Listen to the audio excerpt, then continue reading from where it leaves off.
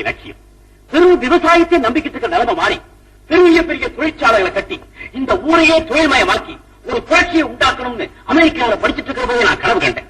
அதுக்காக திட்டங்களோட திரும்பி வந்திருக்கேன். அந்த திட்டங்கள்லாம் நிறைவேறணும்னா எல்லாருக்கும் அதை விட்டுக் கொடுக்கத்தான் வேணும். ஒரு புது காரியத்தில் ஈடுபடுற போது சில கஷ்ட நஷ்டங்களா ஏற்படத்தான் செய்யும். ஏன் எனக்கே அப்படித்தான். நான் போட்ட திட்டப்படி தொழிற்சாலை அமைக்க என்னுடைய சொந்த பூமி போதல. அதனாலதான் அதை சுத்தி இருக்கிற மற்றவங்க எல்லாத்தையும் கேட்கிறேன்.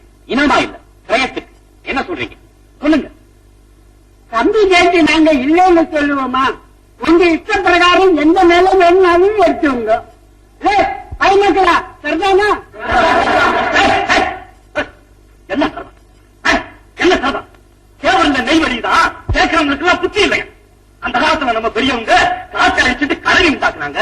இப்ப இவங்க கழனி எல்லாம் அழிச்சிட்டு கட்டணம் கட்ட போறாங்க. கழிவுறத்தை எழுதிட்டு பதம் உண்டாக்க போறாங்க. ஒப்புறான சொல்றேன். கழனி எல்லாம் அழிச்சிட்டு ஆரோக்கியம் வந்துச்சு. அப்புறம் எந்த வேலை செய்யும்? நம்ம மாதிரி விவசாயிக்கெல்லாம் வேலை இருக்காது. கடவுளை என்ன கடலைக்காயை உடைச்சு தின்னுட்டு சொந்தக்காரன் எங்க இருக்கானோ அங்க விருந்தாளி போக வேண்டியதான். அப்படித்தான் சொல்லிருப்பேன். என்ன என்ன இருக்கு? யாரும் பேசப்படாது. உழவிடும். நான் பேசுறேன். High tell you tell correct. இப்போ ஊர்ல கண்ட்ரி கிரௌடு பீப்புள் குரோ புட்டு நோ.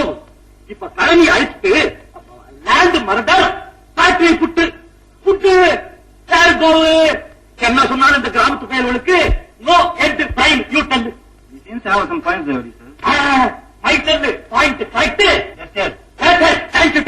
பாத்தீங்களா?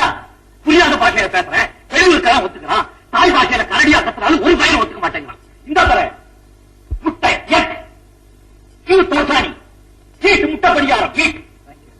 தேங்க்யூ. இந்த நல்ல காரியத்துல ஏண்டா கொடுக்க வர்றேன்? தம்பி அவங்க உங்க காரியத்தை பாருங்க. பாருங்க பாருங்க. பாருங்க அம்மா பக்கம் இருக்கு. பணம் அந்த பக்கம் இருக்கு. பணம் இருக்க பக்கத்துல தான் சாய் இங்க